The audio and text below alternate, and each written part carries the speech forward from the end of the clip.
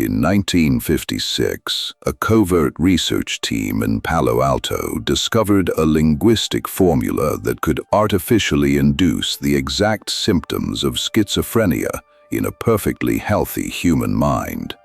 They did not use chemical agents. They did not use physical deprivation.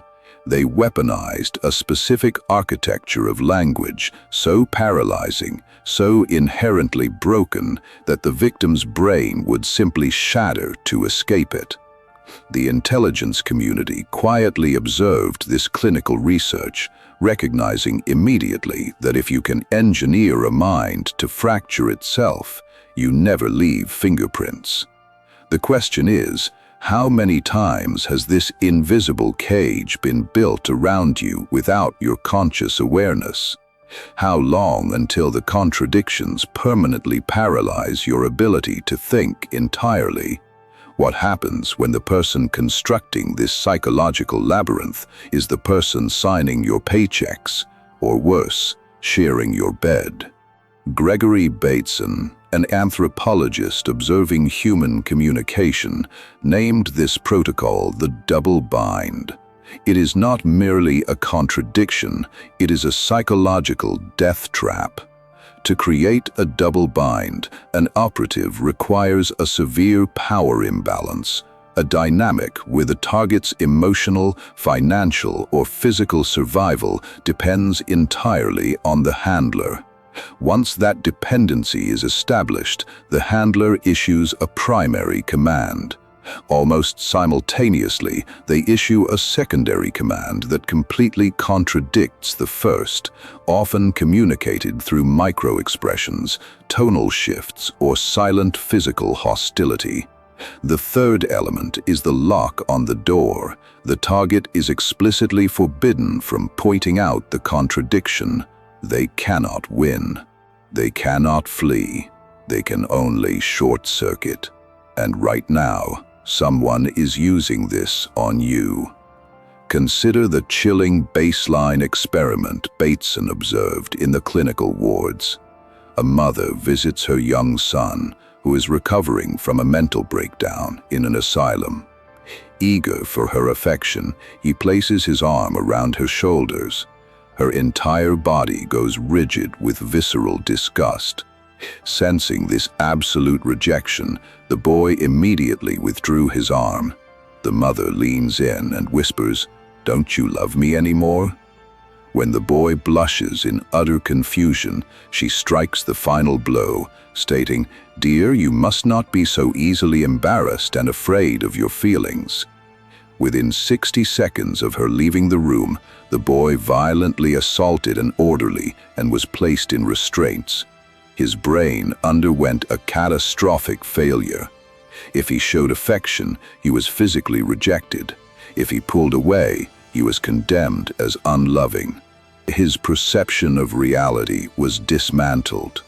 The amygdala literally cannibalizes its own neural pathways when forced to process two opposing survival threats simultaneously, creating a physical sensation of drowning inside one's own skull. Intelligence apparatuses did not view Bateson's findings as a tragedy. They saw a blueprint for absolute dominion. During the Cold War, the East German Stasi perfected this architecture under their Zersetzung, or psychological decomposition, protocols. When physical torture became politically inconvenient, they deployed the double bind against high-profile dissidents. An operative would silently infiltrate a target's life and create impossible parameters. A dissident would be told by an anonymous caller that to save their family from arrest, they must become a state informant. But the official state propaganda hammered home a conflicting reality. Anyone who associates with the secret police is a traitor to the revolution and will be quietly eliminated by their own peers. To deepen the paralysis, Stasi operatives would break into the target's home and subtly move furniture, or replace the target's tea with a different brand, silently enforcing the tertiary command.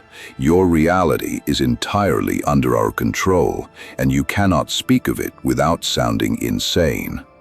The target could not comply, they could not refuse, they could not flee the country. The Stasi watched as perfectly rational human beings simply stopped leaving their beds, entirely neutralized without a single drop of blood spilled. This is not a relic of Cold War espionage. It is the invisible architecture of modern power dynamics, engineered to enforce complete obedience in boardrooms, high-stakes negotiations, and private residences. A handler in a corporate hierarchy demands absolute autonomy from their subordinate. Take initiative, be a disruptive leader, they command in public emails. Yet the moment the subordinate executes an independent action, they are ruthlessly punished behind closed doors for overstepping their authority and failing to follow protocol. If the subordinate adapts and reverts to waiting for direct instructions, they are publicly humiliated for lacking drive. The linguistic sabotage deletes the target's neurological capacity to formulate resistance. The target begins to police their own thoughts, terrified of every decision. They stop trying to succeed. They stop trying to innovate. They simply wait for the handler to dictate their reality. They thought Bateson's findings were purely diagnostic, but what happened next made them rewrite everything. Researchers observing these impossible power structures realized that when a subject is exposed to a chronic double bind, a terrifying adaptation occurs within the human psyche. The subject stops fighting the contradiction. They begin to view the handler not as the abuser, but as the only anchor in a chaotic, fractured universe. This is the ultimate objective of the protocol. The constant injection of impossible demands hollows out the target's identity. They begin to desperately seek the handler's approval to resolve the very anxiety the handler engineered. The target becomes complicit in their own subjugation. They construct excuses for the handler. They enforce the cage upon themselves. You walk through your life assuming your constant confusion, your chronic hesitation, your deep-seated feeling of perpetually failing those above you is a personal defect. You believe you are simply not smart enough, not resilient enough, not capable enough to navigate your environment. You are wrong. You are reacting exactly as the architecture intended. You have been placed inside a linguistic labyrinth where every exit leads to a drop. Your reality is not organically confusing. It has been systematically curated to keep you paralyzed. You are a puppet dancing on strings woven from impossible choices. To survive, you must learn to see the architecture. You must understand the mechanics of the cage before your mind permanently accepts the boundaries it was given. The sovereign mind is not a guide to personal growth. It is not philosophical comfort. It is a classified counterintelligence manual for your own brain. It is the only weapon capable of dismantling the double bind, severing the unseen strings, and reclaiming absolute dominion over your own reality. Acquire the blueprint immediately, or prepare to spend the rest of your life apologizing for the way your mind is being fractured.